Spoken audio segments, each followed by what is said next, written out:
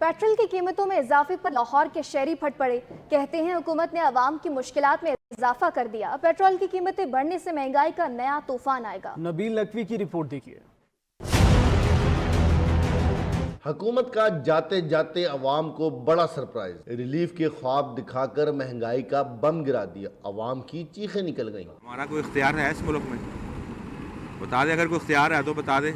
अब जो हुकूमत करेगी हमने तो आम ही नहीं कहना ना। अब एक आदमी मैं अकेला शोर करूंगा तो लोग मुझे पागल समझेंगे। दिन को कुछ रात को कुछ, सोते सोते सब कुछ बना देते हैं।